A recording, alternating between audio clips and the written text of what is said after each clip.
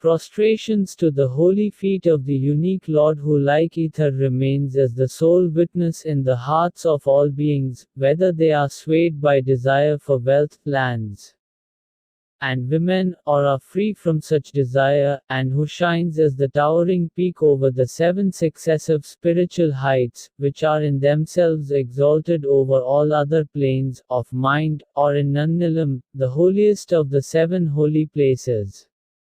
I worship the ever-shining pure consciousness, which manifests as Brahma, Vishnu, or mighty Shiva, according as he creates, preserves or withdraws the universe, and also as the countless individual beings, yet remains ever free and perfect as the blazing sun over the ocean of bliss. I ever worship the lotus feet of my Master, by whose grace I learned that my very self is the all-embracing reality, Brahman, and the mosaic of the universe is but a phenomenon in me, and who remained as the self, like the ether in a wall. I adore the Almighty who manifested as my Master in order that the mind, the intellect, the senses and the body might to my very knowledge be reduced to nothing, like mist before the sun, when he taught me, you and I are one, to make me one with him.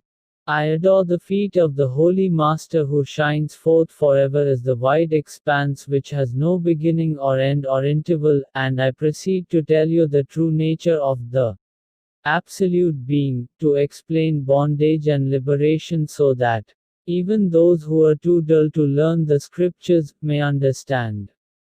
All the ancient sages drew from the boundless ocean of milk, namely the Vedanta, and filled their pitchers, their works. I boiled them all on the fire of the Master's words, churned them with the churn of inquiry into the self, and I present the scream of liberation, Kaivalya Navaneetha, to all. Now, will those who have partaken of this and satisfied their hunger, roam about eating the offal of externals.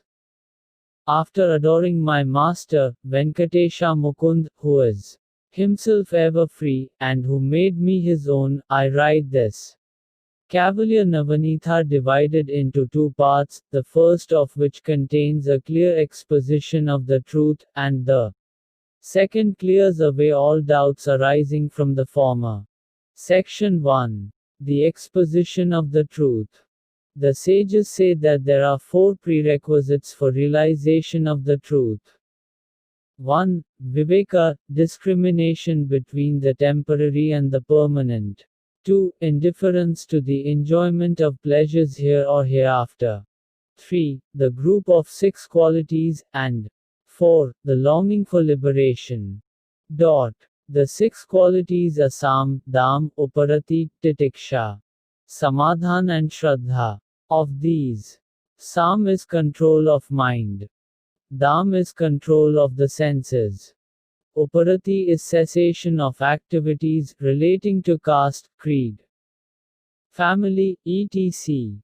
Titiksha is control of passions, and includes endurance.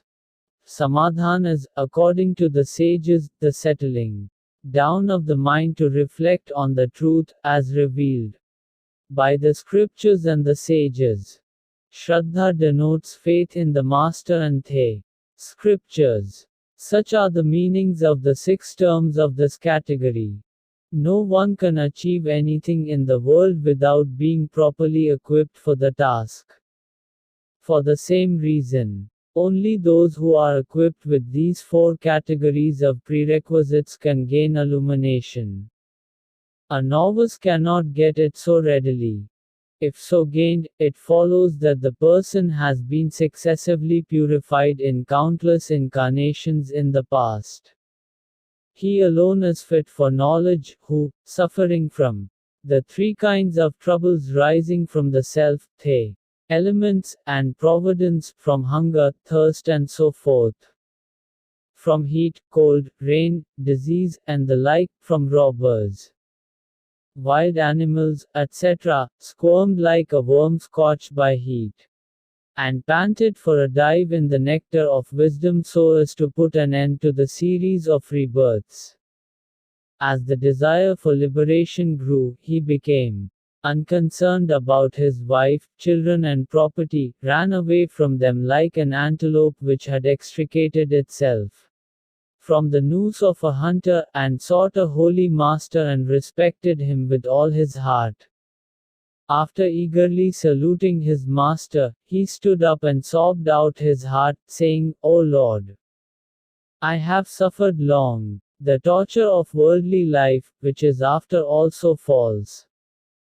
Gracious Master, save me by tearing off the cords which bind me to the 5 sheaths, so that my heart may be at peace." The master lovingly considered him, like a tortoise its eggs, looked at him, like a fish its eggs, and passed his hands over him, like a bird its wings over its eggs, and said, "There is a means to put an end to your rebirths. I will tell you, and if you act upon it, your rebirths will cease." At the very sound of the words, "your rebirths will cease," his frame thrilling, his heart rejoicing as if refreshed after a bath in a spacious tank, tears of joy flowing, like love welling forth, he held the holy feet of the Master and prayed further. "Even if I, your servant, am unable to carry out your instructions, you can set me right by your grace. You said just now, there is a means to put an end to your rebirths. I pray, kindly tell it to me and save me."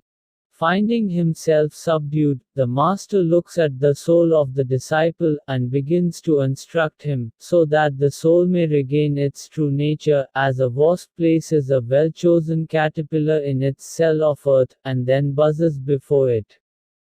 Master says, "Son, he who has forgotten his true nature is alternately born and dies, turning round and round in the unceasing wheel of time, like a feather caught up in a whirlwind, until he realizes the true nature of the self.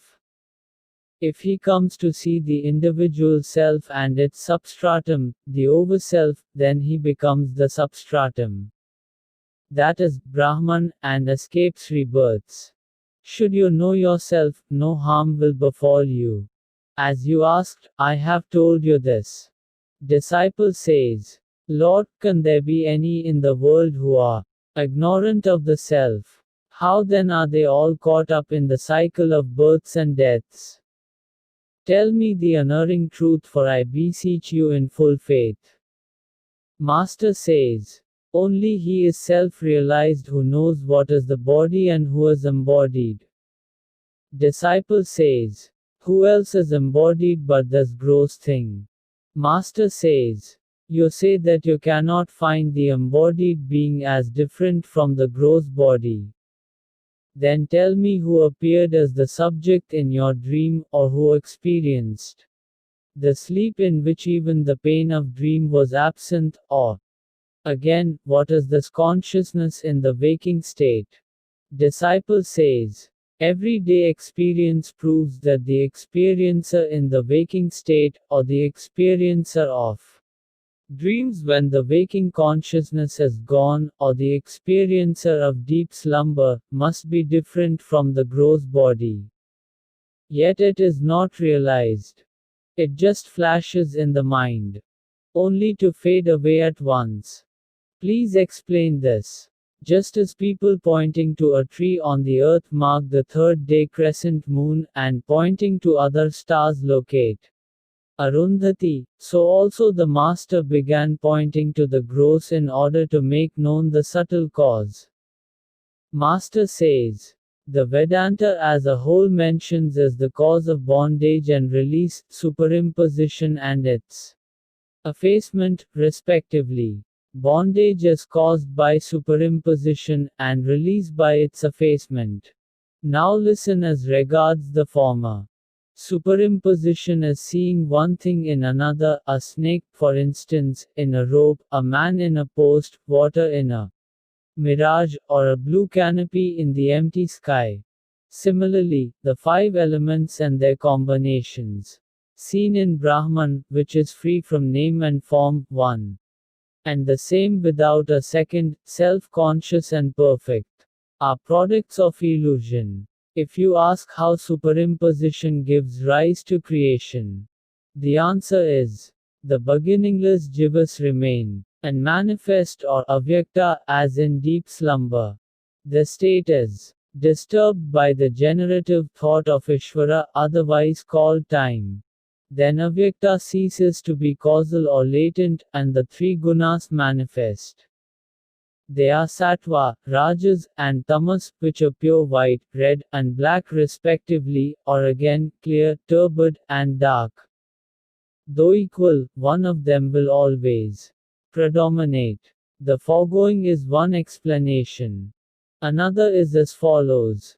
The causal state, which remains unmanifest, later expands as Mahatva or the totality of the jivas, the individual souls, and manifests as the ego wherein the three gunas become apparent.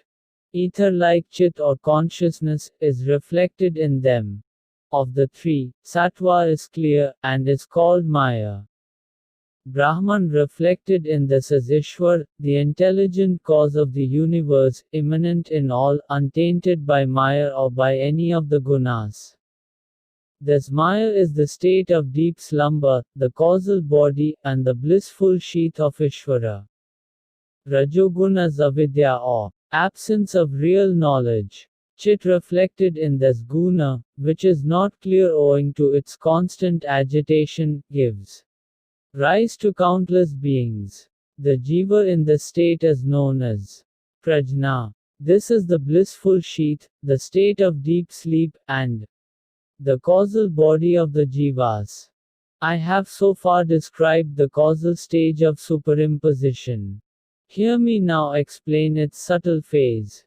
To provide the wherewithal of experience to the jivas. By the loving grace of Ishvara, who has all the wondrous powers of his inseparable Maya, the tamoguna then divides itself into its two aspects, namely 1. Dense veiling of reality, and 2. Multiplicity of phenomena. In the latter of these two, there appears ether, from ether, air, from air, fire, from fire, water, from water, earth. All these five, in the nascent state, are called elements. From these arise bodies suitable for experiences. The three gunas permeate all these five elements. In sattva, which is pure, there arise the jnanendriya or the five senses, of individual function, and also the mind and intellect, of collective function. These seven products of sattva form the instruments of knowledge. Then in Rajoguna there arise the vital airs, of collective function, and the karmendriyas, of individual function. These 17 fundamentals form the subtle bodies of gods, demons, human beings, animals, and all other living organisms. The jiva, united to such a body, is called Tejas, and Ishvara, under similar conditions, is known as Hiranyagarbha. In both cases it is called the Linga Sharir, or the subtle body, which comprises the three sheaths, the vital, the mental and the intellectual. This is their dream state. So much for the subtle body. Now hear me describe the process of superimposition of the gross body. Ishvara, who is ever watchful, combined the five elements, so as to evolve gross bodies for the jivas, and objects for experience. Each of the five elements was divided into two halves. Each half was subdivided into 4 quarters. Then the major half of one element was combined with 1/4 subdivision of each of the other 4. This process gave rise to the gross elements from which the 4 classes of beings, and their experiences, the universe, and its worlds, were created. The jiva, united with the gross body, is called Vishwa. And Ishvara under similar conditions, is known as Virat. The gross body is the physical sheath, and their waking state. Remember this brief statement regarding the gross body. Disciple says, Master, if these states, gross, causal, subtle, be common to both, how shall we know the difference between exalted Ishvara and the ordinary Jiva? Master says, the Jiva is the effect and Ishvara the cause.